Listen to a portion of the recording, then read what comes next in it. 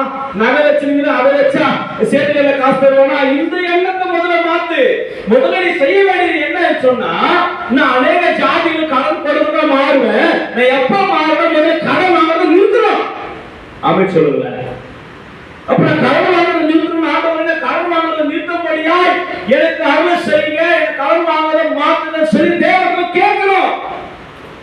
வேதவசம் சொல்லி கேட்கிற எவனும் முடிங்க பெற்றுக்கொள்வான். கேட்கிறீங்களா?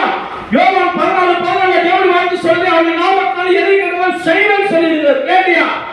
கேட்கணுங்க, கேட்கணும். ஆண்டவர்கிட்ட கேட்கணும். அதுதான் சபைக்கு வரும், அதுதான் கர்த்தரை ஆராதிக்கணும், அதுதான் கர்த்தரை தேடி வரும். ஏன் கர்த்தருக்கு நான் பெற்றுக்கொள்ளும்படியாய் நான் ஏன் வெளியே வர திரும்பி போகும்போது கர்த்தரை நான் கொடுத்தார் என்பதை மற்ற கண்கள் பார்க்க சாட்சி நான் தான் அவன் சொல்லுவாங்க.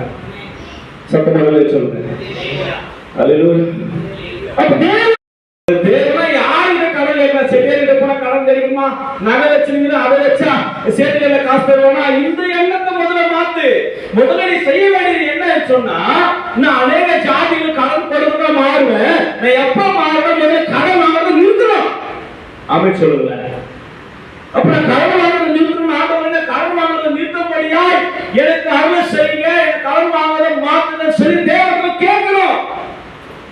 வேதவசம் சொல்லி கேட்கிற எவனும் முடிங்க பெற்றுக்கொள்வான். கேட்கிறீங்களா?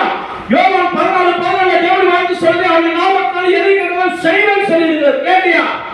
கேட்கணுங்க, கேட்கணும். ஆண்டவர்கிட்ட கேட்கணும். அதுதான் சபைக்கு வரும், அதுதான் கர்த்தரை ஆராதிக்கணும், அதுதான் கர்த்தரை தேடி வரும். ஏன் கர்த்தருக்கு நான் பெற்றுக்கொள்ளும்படியாய் நான் ஏன் வெளியே வர திரும்பி போகும்போது கர்த்தரை நான் கொடுத்தார் என்பதை மற்ற கண்கள் பார்க்க சாட்சி நான் தான் அவன் சொல்லுவாங்க.